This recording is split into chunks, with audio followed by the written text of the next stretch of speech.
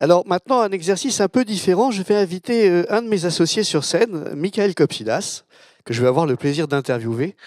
Euh, et ça, ça va nous donner une occasion d'évoquer un sujet qu'on évoque rarement, qui est celui du parcours entrepreneurial qui suit une route non linéaire, comme vous le savez tous, mais qui démarre en général par la création, le rachat ou l'héritage d'une entreprise, et puis ensuite on la développe, et puis peut-être un jour on la met en bourse, et puis peut-être un jour on décide on est obligé de la vendre, et puis qu'est-ce qui se passe après? Et nous, en tant qu'accompagnateurs des entrepreneurs, on connaît toutes ces phases-là. Dans 2 ans, on fête nos 30 ans. Nos clients qui avaient 50 ans quand on a commencé à les accompagner, ils en ont 80. Hein, et ben, ceux qui avaient 80 quand on a commencé la boîte, ils ne sont plus là pour raconter la suite. Mais ceux qui avaient 20 ans en 1996, eh bien maintenant, c'est vous.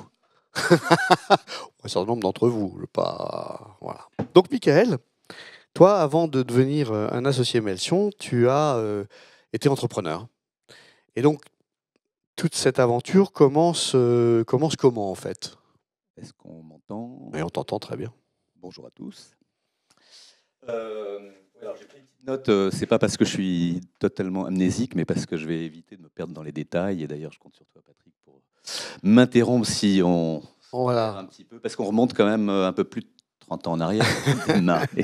Voilà, donc ça pourrait être un petit peu long. Je vais essayer de faire court. Donc après l'ESSEC, et une coopération au Congo, je rentre dans la presse magazine et je me passionne pour la presse magazine. Je deviens, après 3 ans, directeur d'édition de Voici, de Télé Loisirs, et je participe au lancement de Gala. Donc la presse économique. Oui, mais de la vraie presse telle qu'il n'en existe. Non, une vraie déontologie. Je travaille avec Axel Grants, qui est un patron de presse passionnant. J'apprends beaucoup de choses et je découvre aussi les médias interactifs, les médias électroniques à l'époque, c'est le Minitel, c'est l'Audiotel, qui sont des activités dérivées de ces magazines. Et voilà, je sens qu'il y a quelque chose là qui se passe avec ces médias électroniques où effectivement on peut, avec un petit terminal, interroger des bases de données, poser des questions, avoir des réponses personnalisées, des horaires d'avion, plein de choses. Mais voilà, après 5 ans, je suis pris dans des jeux politiques dans cette entreprise et en fait, je ne suis pas fait pour ça, je n'ai pas été préparé à ça et d'ailleurs, ça ne m'intéresse pas. Et donc, je quitte l'entreprise, mais j'ai pris le virus de ces médias électroniques et avec un ami, Jean de Beaumont, on crée une première entreprise qui s'appelle Guide Online et qui va se consacrer à l'évaluation, la description, l'indexation, les tests comparatifs de médias électroniques.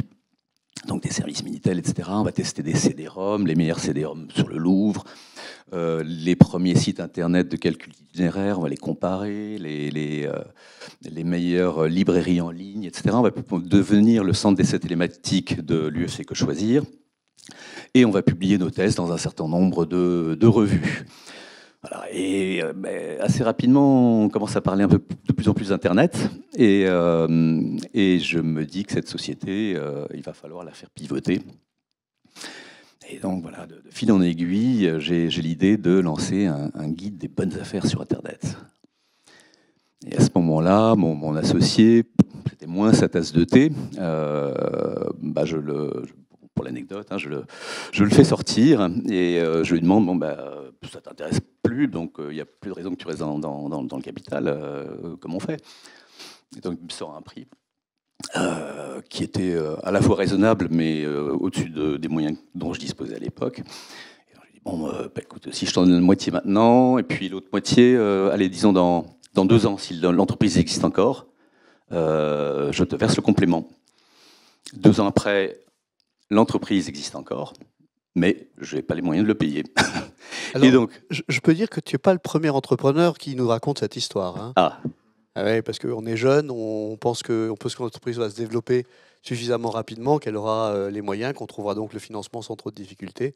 Et puis, c'est pas toujours comme ça que la vie est faite. Voilà. Et 2 ans se passent vite. Et bon, la bonne nouvelle, c'est que l'entreprise existe, mais effectivement, sortir quelques dizaines de milliers d'euros est compliqué à ce moment-là. Donc, 2 ans après, je lui propose d'échanger ce que je lui devais, en complément de prix, contre des actions de l'entreprise. Bon, c'est pas ce qui était convenu, mais bon, admettons, il accepte. Et en fait, donc l'entreprise en question, ce guide des bonnes affaires dont j'avais lancé, là, on est en pleine effectuation. Enfin, je fais moi-même les premières pages HTML, alors que je ne suis pas du tout développeur informatique. Il y a une espèce de magie qui se passe. Je crée le premier forum des acheteurs en ligne, un système de médiation pour résoudre les litiges entre les acheteurs et les... Déjà. Déjà, on y viendra après, on y reviendra.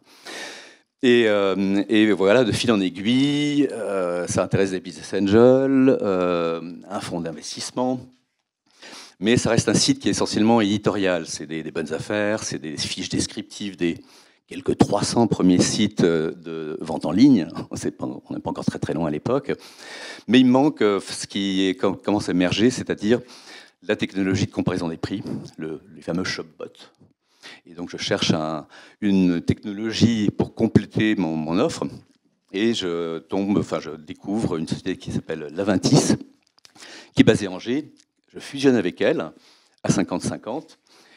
Et on lance donc le guide.com qui va devenir, quelques années plus tard, le leader des guides d'achat comparateurs de prix en Europe, avant d'être dézingué par Google. Ça, c'est une autre histoire. Mais survient à ce moment-là l'éclatement de la bulle Internet.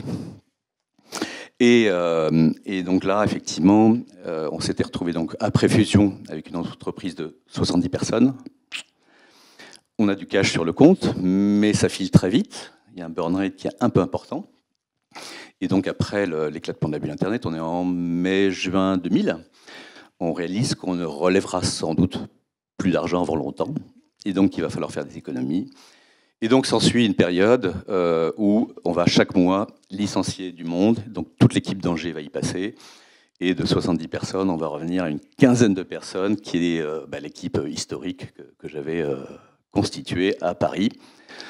Si on s'arrête un instant à ce moment-là, pour tous les entrepreneurs qui sont passés par ces phases de diminution de la taille de leur entreprise, c'est pas le moment le plus drôle de la vie d'entrepreneur, hein? Non. Et j'avoue que ces grands 8 entre l'hyperaccélération demandée par les investisseurs, il faut aller à l'international, etc. Et puis, effectivement, les charrettes successives tous les mois, etc., la réduction de la voilure, réduction de nos rémunérations aussi en tant que dirigeant. Je sors de cet épisode un petit peu rincé, à la fois financièrement et moralement. Et donc, je quitte l'opérationnel de mon entreprise et je laisse les clés à mes associés. Je reste administrateur, mais je me dis, bon, maintenant, qu'est-ce que je vais faire? Et bon, j'avais donc depuis mon expérience dans la presse et de plus en plus chopé ce virus des médias et de l'information. Je cherche un job salarié et je rentre chez SVP. Les moins jeunes d'entre nous, ça dit peut-être quelque chose. C'est une société de conseil par téléphone. On appelle un numéro qui finit par 1111 et on pose n'importe quelle question et on obtient plus ou moins rapidement une réponse pertinente. Et donc je me retrouve à diriger un département de 60 experts, consultants, documentalistes qui vont répondre à toutes les questions possibles et imaginables. Et voilà, je tiens 1 an et demi. Alors, pour moi, c'est le paradis. On a accès à toutes les bases de données, toutes les informations, etc. Mais diriger 60 personnes, qui plus est dans une entreprise qui n'est pas la mienne, je me rends compte que ça ne me convient pas du tout. Donc, tu n'as pas une âme de manager, toi? Non. Tu as plutôt une âme d'entrepreneur, peut-être?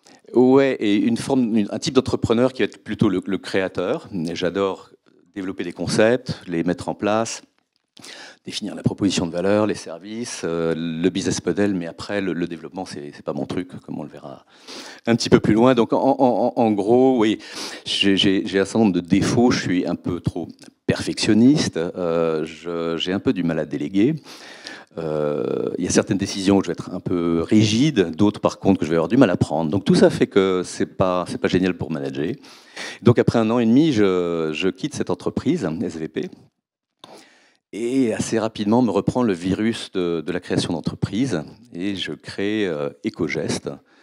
EcoGest qui va être un guide des bons gestes de l'économie circulaire, avec un modèle économique qui consiste à mettre ça à la disposition des collectivités locales, les intercos, les syndicats, les départements. J'ai la région Île-de-France comme client. Voilà. C'est un service web voilà, qu'on plug sur les sites internet des collectivités locales, et puis ça épargne à chacune d'entre elles de faire le même boulot, et on mutualise tout ça, etc. Voilà, ça m'amuse, je démarre ça, c'est un nouveau sujet, on est toujours dans l'information, dans le guide pratique, c'est super. Mais très vite, bon, ça me lasse un petit peu, donc voilà, je mets une petite équipe en place, et puis pas trop grosse. Et puis avec mon associé de la première heure, Jean Beaumont, on lance 1001stage.com, qui est un portail des activités de loisirs et de développement personnel. Et donc voilà, une société qu'on crée en 2008 et qu'on revend 2 ans plus tard à notre actionnaire principal, Edipresse. Voilà, donc j'aime bien lancer des affaires et puis après, voilà, passer la main, revendre, enfin voilà. Et puis il arrive quelque chose d'un peu imprévu. Le guide.com n'est pas mort, Non. mais le guide.com entre en bourse.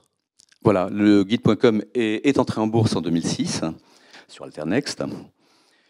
Et effectivement, ça change pas mal de choses. Puisque, alors ça change, la première chose que ça change, c'est que tout d'un coup, mes actions sont liquides. Alors, ça veut dire que je peux les vendre un petit peu au fil de l'eau, en fonction du cours de bourse. Voilà, c'est quand même assez confortable pour un entrepreneur d'être liquide. Alors évidemment, sauf période de lockout, parce que étant en conseil d'administration, dès lors qu'il y a un peu sérieusement une acquisition en vue, en cours, etc., on ne peut pas vendre à ce moment-là parce que ce serait du délit d'initié. Bon. Voilà, il y a des règles. La contrainte est relativement minime quand même. Voilà, il y a des jours qui sont interdits pour ceux que ça intéresse de comprendre le principe. L'AMF interdit aux gens qui pourraient avoir des informations privilégiées, donc membre du conseil d'administration, c'est bien entendu le cas, de céder leurs actions sur le marché avant la publication des résultats, par exemple, ou bien avant l'annonce d'une opération exceptionnelle. Et donc, c'est des règles, pour le dire, on a un client un jour qui a bêtement été un jour du mauvais côté, il s'en souvient encore. Hein, il a eu 8 ans de procédure avec l'AMF. Donc, pour perdre son temps, son argent, etc. Donc, pour ceux qui ont des entreprises cotées, vous le savez, on vous l'a dit, je pense tous les conseils vous l'ont dit, respectez bien ces zones où on n'a pas le droit de céder ses actions. Voilà. Alors, la deuxième chose que ça change, c'est que le job d'administrateur devient passionnant. Évidemment, on est une société cotée, donc il y a des obligations de publication, reporting, etc. Mais je dirais, voilà, en étant administrateur de la société qu'on a créée, on a plutôt le rôle confortable. On n'a pas les emmerdements du management, mais on participe à beaucoup de réflexions stratégiques, de croissance interne, etc., de croissance externe. Donc on passe notre temps à étudier des dossiers d'acquisition à gauche, à droite, etc. On fait 2 acquisitions, des sites d'avis de consommateurs. On rachète Douyou à Berlin, et puis 2 ans plus tard, on rachète Ciao à Munich, 200 personnes sur 3 pays. Société qui appartient à Microsoft. Donc ça, c'est aussi assez rigolo de racheter une boîte à Microsoft. J'imagine que c'est pas tout ça. En termes de compliance, de procédures, etc., etc. Donc on va là-bas, on va interviewer tous les salariés. Bref, c'est passionnant. Ensuite, il y a l'éclatement de la deuxième bulle Internet, 2008-2010. Et là, on commence à être alors, le cours de bourse est massacré. Du coup, on commence à avoir pas mal de gens qui tournent autour pour voir s'ils ne pourraient pas nous racheter à bon compte. Et donc, on subit une première OPA en 2009-2010 d'un jeune raider italien aventurier, mais qu'on fait échouer. Et puis 2 ans plus tard, deuxième OPA, cette fois-ci plus sérieuse, plus généreuse aussi, lancée par Lagardère Active. Voilà, on fait monter un petit peu les enchères, mais voilà, il finit par convaincre les actionnaires de céder des actions. Voilà, exactement. Ouais. Voilà, donc OPA hostile, donc le management est dégagé, mais le fondateur qui était plus aux manettes, votre serviteur, du coup on le garde au conseil d'administration. Ah oui, Chez une relique Lagarde du passé. On fait ça aussi dans les châteaux anciens. On met une tête de cerf tuée par le grand-père pour montrer que donc c'était toi. C'est moi la tête de C'est cerf. toi, c'est de cerf. D'accord. Et donc se retrouver effectivement avec Denis Oliven, Olivier Sichel au conseil d'administration bon, même si j'avais plus grand-chose à dire, bon, c'est intéressant, ça reste intéressant. Voilà, ce que ça change ensuite, voilà, c'est moins drôle. C'est que je divorce de mon épouse, enfin, on commence par se séparer. Ça arrive assez souvent chez les entrepreneurs qui vendent leur société. Alors, je suis. ça, j'ai rien, mais ce que Oui. voilà, ça allait arriver tôt ou tard. Nos modes de vie, nos aspirations avaient commencé à diverger. Mais ce que ça change, c'est que ça rend les choses plus faciles, de pouvoir facilement prendre un deuxième appartement, et puis de moins se chamailler sur qui quoi, combien, etc., etc. Donc, parce que ce qui rend les choses plus faciles, oui, c'est que à ce stade-là, tu as quand même récupéré un peu d'argent. Oui. Voilà. C'est le moment où le patrimoine professionnel a été transféré vers le patrimoine personnel. Voilà, progressivement. Totalement même au moment où Lagardère rachète. D'ailleurs, je ne me suis pas fait des copains en vendant ce qui me restait, juste au moment où ils reprennent l'entreprise. Donc ils ont pris ça un petit peu comme un signe de défiance, ce qui était le cas, puisque effectivement l'affaire a ensuite assez mal tourné, comme beaucoup de choses dans le giron de Lagardère active. Voilà, oui, effectivement, ce que ça change, c'est que du coup, ces liquidités, on a tout un tas de gens qui commencent à nous tourner autour, des conseillers en gestion de patrimoine, des banques privées qui nous proposent des produits financiers incompréhensibles. Voilà, ça prend un peu de temps de comprendre, d'analyser, de décider. Et puis, ce que ça change aussi, c'est que du coup, je deviens business angel. Et voilà. Alors, je m'arrête un tout petit instant, on va aller vite faire la fin parce qu'on a un petit planning et puis tout le monde a besoin d'un café. Mais pour la question du divorce, une fois que le patrimoine personnel grandit lors de la cession de l'entreprise, nous, ce qu'on observe, c'est à peu près 50%. Et pas de commentaire particulier là-dessus, à part qu'il faut le savoir, c'est un moment où le patrimoine étant liquide, il est pas tout à fait encore investi ou pas complètement. C'est l'opportunité pour les conjoints qui ne souhaitent plus vivre ensemble de finalement partir chacun de leur côté avec de quoi effectivement se rétablir, refonder éventuellement une famille. Ce qui est souvent surprenant pour l'entrepreneur quand il arrive à ce moment-là, c'est qu'il n'a pas vu grand-chose parce qu'il a beaucoup travaillé. Et donc, en fait, il n'a pas vu qu'il ne s'est pas occupé de sa famille comme il aurait pu ou dû le faire. Il n'a pas suivi une évolution forcément parallèle avec son conjoint. Mais c'est une statistique qu'on n'évoque pas souvent. Donc maintenant, voilà, c'était pour. Je ne la connaissais pas d'ailleurs. Ouais, c'était pour partager ça avec vous, ce qui était arrivé, et classique en réalité, au moins dans un certain nombre un cas assez nombreux. Voilà. Sachant que même plus globalement, pas seulement chez les entrepreneurs, oui. 50% des couples finissent par divorcer. Oui. Donc on n'est pas si loin. Ça joue le rôle finalement d'accélérateur et de facilitateur. Et voilà. Et bon, je m'entends aujourd'hui encore très bien avec mon ex-femme, donc tout va très bien de ce point de vue-là. Et alors, quand tu deviens un business angel, tout d'un coup, tu deviens quelqu'un de très sexy. Déjà, naturellement, bon, tu l'es, mais sur le fond, tout d'un coup, les gens te trouvent d'immenses qualités. Oui, on est nombreux, beaucoup. Il y a énormément de business angels, soit d'anciens entrepreneurs, soit des gens qui ont gagné bien leur vie en tant que notaire, avocat, dentiste. Il y a beaucoup de monde. Et bon, c'est très excitant, surtout quand on aime l'entrepreneuriat, aller s'intéresser à des aventures entrepreneuriales et puis miser dessus, mettre comme on dit, un petit ticket, enfin, ou plus ou moins petit ou plus ou moins important. Et donc au début c'est très excitant, voilà, on est passionné par les histoires que nous racontent les entrepreneurs qu'on raconte, on a envie de miser sur eux, etc. Mais on se rend compte assez vite que c'est un jeu assez casse-gueule. Quand on n'est pas... Enfin, voilà, il y a une cour d'apprentissage, un peu comme pour tout, ça s'apprend, et au début ça peut faire un peu mal. Il peut y avoir la tentation de mettre un gros ticket sur une entreprise pour laquelle on se passionne, c'est génial, etc. Mais attention, parce qu'on risque voilà, d'être un peu trop impliqué, à la fois financièrement, mais aussi personnellement, et à vouloir un petit peu trop influer sur le devenir de l'entreprise. À l'opposé, on peut aussi, comme on irait acheter des tickets de loto ou de tombola, essaimer partout et mettre plein de petits tickets partout. Mais bon, je veux dire, c'est finalement pas tellement plus intéressant que d'acheter des tickets de loto. Voilà, mais ce qu'on a appris, quand je dis on, avec d'autres entrepreneurs, c'est que c'était à la fois plus intéressant, plus efficace d'investir en groupe. Et oui, donc, oui, parce qu'entre-temps, tu avais aussi été le business angel d'une de tes propres affaires. Ah oui, alors EcoGest, effectivement, ça c'est un piège. On a vendu sa première boîte et on en crée une autre. Du coup, pour la financer, on n'a pas besoin de business angel, on devient son propre business angel. Alors c'est facile, dès qu'il y a un trou dans la caisse, dès qu'il y a un besoin de trésorerie, hop, on met en compte courant.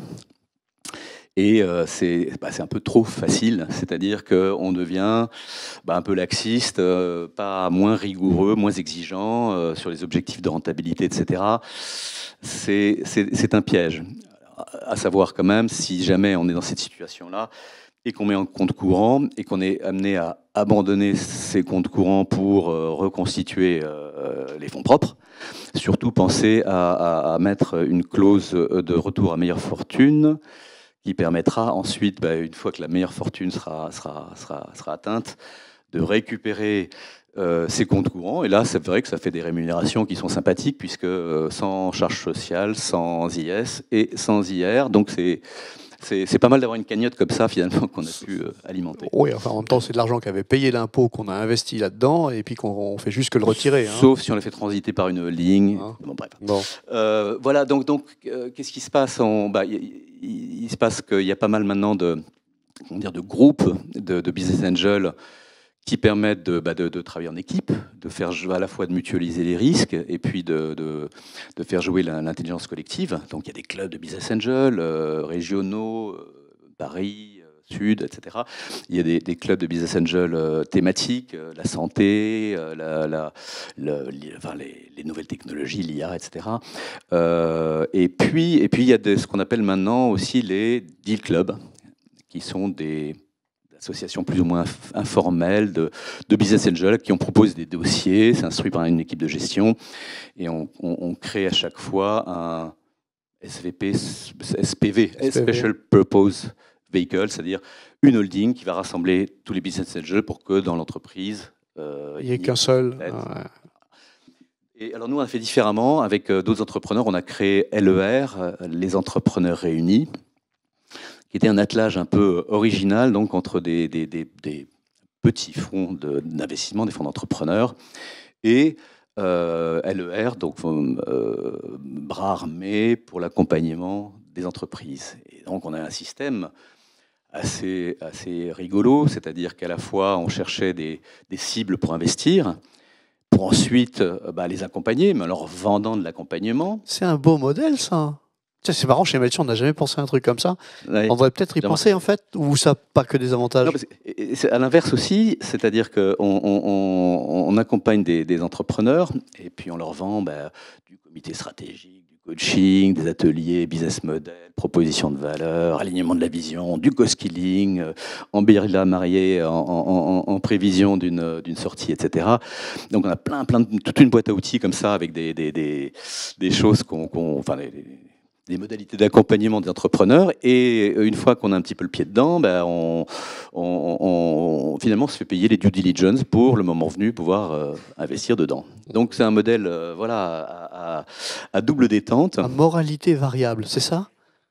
Voilà. Donc, moi, c'est vrai qu'à un moment donné, bon, j'ai trouvé ça assez rigolo, assez passionnant, mais je me suis retrouvé quand même plusieurs fois un peu mal à l'aise dans des conflits d'intérêts où finalement l'entrepreneur savait plus trop est-ce qu'on était là pour l'accompagner en toute je dirais, objectivité, impartialité, ou est-ce qu'on était là avec d'autres intérêts, etc.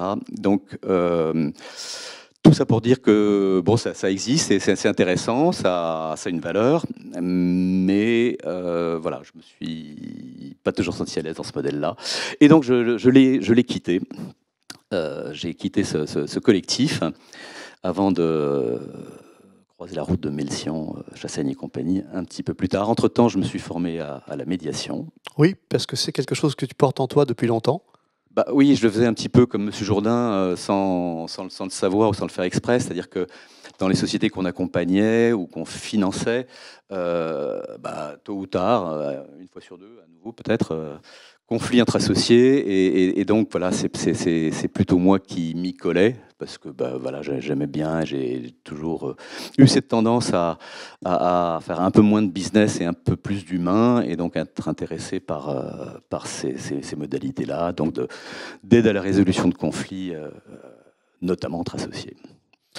Et donc aujourd'hui, tu es associé à Melcion, alors c'est des règles différentes, puisque tu n'as plus le droit d'investir dans les entreprises dont tu accompagnes l'entrepreneur, et ni de leur prêter d'argent, et pour conserver cette confiance que nous donnent nos clients, et qui est le pilier de base, hein, c'est même dans le nom, conseiller de confiance. Si on fait un wrap-up, avant de prendre éventuellement une ou deux questions, dans tout ce parcours entrepreneurial, la création, le développement, les crises, l'entrée en bourse, l'OPA hostile, puis cette phase de post-réalisation d'un patrimoine personnel, d'investissement, de continuité de ton trajet entrepreneurial, est-ce qu'il y a des regrets? Bon, sans sans flagornerie, je dirais que c'est peut-être de ne pas avoir rencontré Melcian plus tôt. Oh, il est fort. Ah ouais, hein. Et c'est totalement improvisé. À la fois en tant qu'entrepreneur, parce que je pense que j'aurais évité du stress, des erreurs. Voilà, j'aurais apprécié d'être accompagné à la mode Melcian dans mes différentes aventures entrepreneuriales. Et puis effectivement, en tant que conseiller, accompagnateur des entrepreneurs, c'est vrai qu'avec Melcian, j'ai découvert un modèle plus pur par rapport à ce modèle hybride, accompagnant en plus investissement. Bon, ça ne m'empêche pas aujourd'hui d'avoir encore des participations ici ou là dans quelques entreprises que j'aime bien, mais à ce moment-là, je peux donner éventuellement à l'occasion un conseil en étant au comité stratégique ou pas, mais voilà, j'aime bien cette séparation des genres, et j'aime beaucoup effectivement la manière dont Melcian accompagne les entrepreneurs, et c'est pour ça que j'ai choisi. Et nous, on est très fiers de t'avoir comme associé. Est-ce qu'il y a dans la salle, et j'aurais besoin d'un associé pour porter ce micro, parce que si je m'entraîne à le lancer, je pense que ça ne va pas bien se passer. Donc si l'un de mes associés qui ne dort pas veut bien venir le chercher... Merci Tristan. Alors supposez que vous ayez des questions, parce que si vous préférez tous aller boire un jus de fruits ou un café avec une petite viennoiserie, on peut faire tout de suite le passage à la pause. Je peux comprendre, parce que j'étais un peu plus long que prévu. Non, ça n'existe pas ça. Chez nous, et jamais personne n'est plus long que le temps imparti. Oui, merci pour la présentation. Dans les sessions d'entreprise, puisque c'était un peu ça le thème, il y a la session qui se passe bien et la session qui n'a pas tellement de conséquences à titre personnel au sens patrimonial. Ce que j'observe, moi, dans les gens que j'ai pu suivre, côtoyer, accompagner, ce que j'ai vécu aussi personnellement, au moment où on fait une sortie qui est une sortie, on va dire, très positive, il y a souvent une grosse recherche de sens. On est un peu paumé. En tout cas, les gens que j'ai pu côtoyer, est-ce que c'est quelque chose que tu as vécu? Je vois que pour certains entrepreneurs, cette recherche de sens prend beaucoup de temps. On voit même des entrepreneurs qui se perdent au moment où voilà, ils ne savent plus quoi faire. Ils n'ont plus l'obligation de se battre. Comment est-ce que toi, tu vois ça? Est-ce que tu l'as vécu? Comment tu l'as géré? J'ai toujours eu un fil conducteur qui était celui de l'information, des médias. J'ai toujours aimé concevoir et faire des guides. C'est ce qu'il y a eu un petit peu pendant tout mon parcours. Et donc, voilà, ce fil conducteur m'a toujours guidé. Mais c'est vrai que quand du jour au lendemain, on a quitté son entreprise, mais même l'entreprise de quelqu'un d'autre d'ailleurs, je pense que dans une rupture, d'ailleurs, quelle qu'elle soit, il y a forcément une question de recherche de sens. Donc, même si on sait intuitivement un petit peu vers où aller, il y a quand même un grand vide. Il n'y a plus de carte de visite, il n'y a plus de... Voilà. Mais c'est des périodes passionnantes où tout est à nouveau possible. Pour rebondir, on observe dans un nombre de cas non négligeable une forme de dépression qui est extrêmement difficile à vivre parce que tout l'écosystème, tous les gens autour de toi, la famille, les amis, oh, formidable, t'as vendu ta boîte, maintenant t'es riche, tu vas pouvoir payer l'addition, c'est vachement bien. Et puis à l'intérieur, ok, d'accord, mais enfin, so what, quoi. Ok, maintenant j'ai des sous, so what. Et il y a un excellent article que je vous recommande de rechercher sur Internet, qui s'appelle The Shock of Sudden Cash, écrit par François Sicard. François Sicard, français, qui s'installe à New York dans les années 60 et qui crée ce qui va devenir plus tard le modèle du family office. Et il constate que lorsqu'il y a de l'argent qui arrive de façon régulière dans un couple ou dans une famille, ça peut poser des problèmes, mais ça se gère. Mais quand il y a de l'argent qui arrive d'un coup, que ce soit un héritage plus tôt que prévu, que ce soit une cession d'entreprise, ça c'est très difficile à vivre. Et donc il va écrire cet article, c'est sa façon à lui de penser ce qui arrive aux autres, parce qu'il ne peut pas se mettre à leur place, il peut juste constater ça. Et donc The Shock of Sudden Cash, et pour ceux qui le souhaitent, vous nous enverrez un email, on a précieusement gardé une copie PDF de cet article, qui est un des fondements de la Meltion Way sur les périodes de cession pour certains des entrepreneurs qui vont se retrouver un peu désemparés. Bon, on ne parle pas forcément non plus de sommes incroyables, mirobolantes. Voilà, on l'a vu juste avant, ce que va prélever le fisc, ce que va coûter un divorce, ce qu'on va perdre dans ses premières expériences de business angel, etc., etc. Mais bon, voilà, on ne va pas se plaindre non plus. Voilà, j'ai pas de goût spécialement luxueux ni quoi que ce soit. Imagine que ça a été 100 fois plus ou 10 fois plus. Mais oui, après avoir été entrepreneur, après avoir effectivement gagné beaucoup moins que si on avait pris un job salarié, après avoir investi dans sa propre boîte, cassé sa tirelire pour y apporter des fonds, c'est vrai que tout d'un coup, ça fait drôle et ça peut effectivement créer des perturbations. Merci de partager ça, que peu de gens partagent. Une dernière question, et puis je vous sens dans les starting blocks. Merci beaucoup. Votre histoire, elle est très enrichissante, c'est extrêmement intéressante. Et ma question, en fait, à un certain moment, donc vous aviez des relations avec des banques, avec avec la justice, j'en sais rien. Est-ce que vous avez découvert des réalités que vous ne saviez pas avant? Des réalités dans votre relation avec, avec les banques d'une manière générale, dans des réalités avec la justice, par exemple, je ne sais pas, avec les êtres humains. Et est-ce que vous avez découvert des réalités que avant vous ne saviez pas, à travers cette histoire très intéressante, très enrichissante d'entrepreneuriat que vous avez vécu?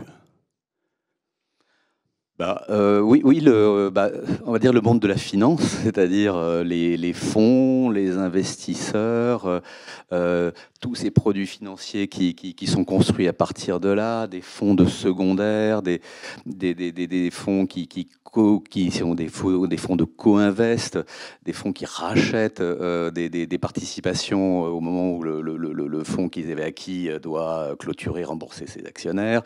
J'ai même vu...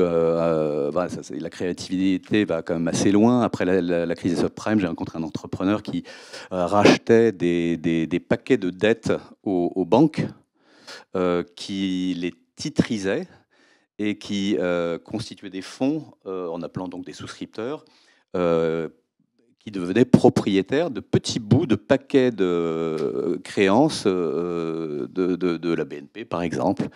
Et ce gars-là, donc un entrepreneur qui connaissait bien le monde de la finance avant, en quelques années, a dû gagner 30 millions d'euros avec ce petit jeu-là. Bon, voilà, j'ai découvert ce monde-là qui me... Comment dire que j'aime bien, que je trouve intéressant et utile dès lors qu'il est en liaison avec l'entrepreneuriat, avec l'entreprise, avec des choses, voilà, des vrais produits, des vrais clients, etc. Mais que, voilà, dont je me méfie beaucoup, que j'aime pas beaucoup, dès lors qu'il est purement spéculatif. Merci beaucoup. Vous pourrez encore poser vos questions parce que c'est la pause. Je vous propose d'applaudir Michael et je le remercie pour cet exercice difficile.